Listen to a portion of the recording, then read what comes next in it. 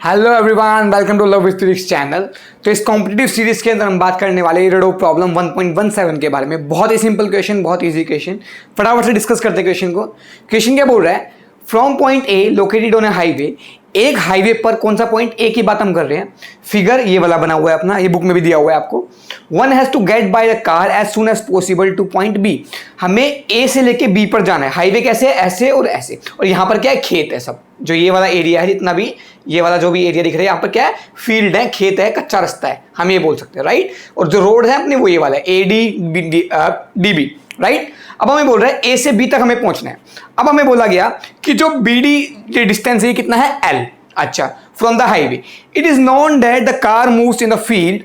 जिसने क्या बोला कि जो कार है वो अगर कच्चे रास्ते पर चलती है तो n टाइम्स स्लो चलेगी। किसके कंपैरिजन में? जितना हाईवे पे चलेगी। मतलब कहने का मतलब क्या है कि मान लो मैं बोलता हूं कि मैं बोल रहा हूं कि हाईवे पे जो स्पीड है उससे आधी स्पीड पर क्या चलेगी? फील्ड में चलेगी। तो मान लो हाईवे पर स्पीड कितनी? 100, तो फील्ड में कितनी होगी? 100/2 यानी कि 50 पर। आ रही है मेरी बात समझ में? तो इसका मतलब इसने बोला कि ईटा टाइम्स या फिर n टाइम स्लोअर चलेगी फील्ड के अंदर, कच्चे रास्ते पर।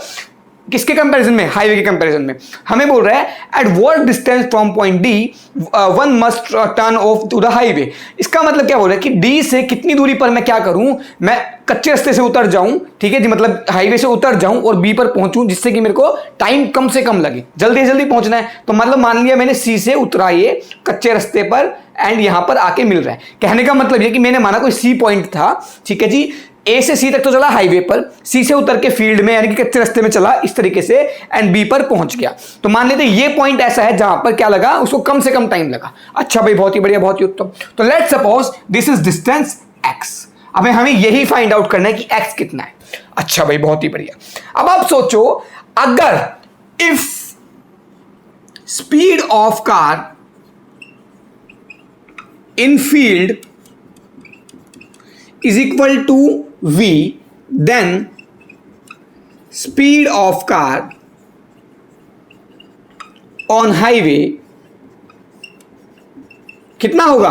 वो होगा n into v। क्योंकि अगर स्लो चल रहा है फील्ड के अंदर n टाइम्स, तो मैं कह सकता हूं जितना फील्ड में होगा स्पीड उससे n टाइम्स मल्टीप्लाई कर दूंगा, उतना हाईवे की स्पीड आ जाएगी, क्योंकि ज्यादा चल रहा है। आ रही है मेरी बात समझ में? तो nv, बहुत ही बढ़िया।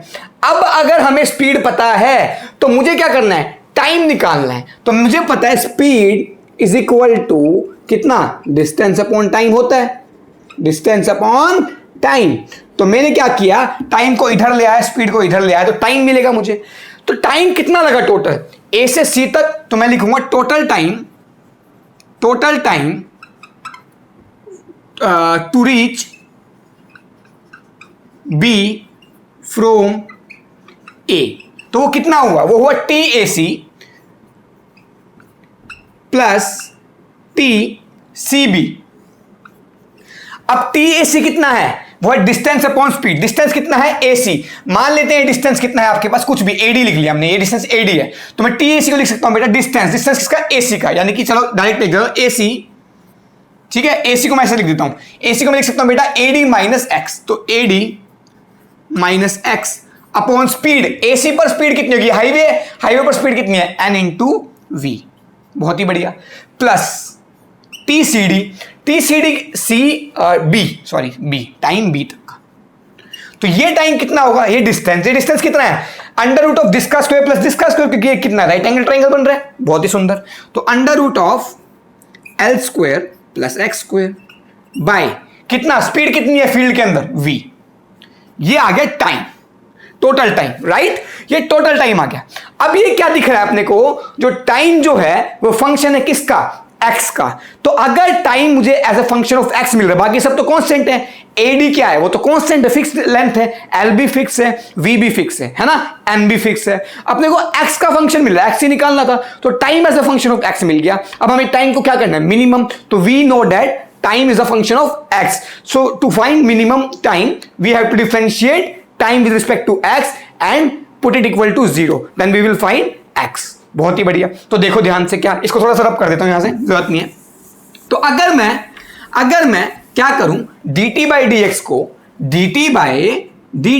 dx को 0 कर दूं तो मेरे पास dt बाई dx कितना आ रहा है, देखो ad बाई nv तो कांस्टेंट है, उसका डिफरेंशिएशन 0 हो गया, माइनस x बाई nv का डिफरेंशिएशन क्या आ गया, ये आ गया माइनस 1 बाई nv, प्लस इसका डिफरेंशिएशन क्या है, 1 बाई v तो कांस्टेंट है, बाहर आ गया, इसका डिफरेंशिएशन क्या होगा, ये क्या है, इसकी पावर 1/2, तो 1/2 आगे आ गया, under root of L square plus X square, ठीक है जी, साथ में 2x है ना, तो ये कितना गया, 2 से 2 गया है ना, तो इज इक्वल टू क्या करना है, 0 पुट करना, तो मेरे पास आंसर आया यहां से 1 by N is equal to, ये आ गया b से v गया, तो ये आया x by under root of L square plus X square. बहुत ही बढ़िया, इसको इधर ले जाओ, इसको इधर ले जाओ, कितना आया, L square plus X square is equal to N square X square, इधर ले जाओ सारी चीजों को, तो मेरे पास क्या आया, ये आया L square is equal to X square into N square minus 1, इस वाली टर्म को इधर ले जाओ, क्या आया, L square upon N square minus 1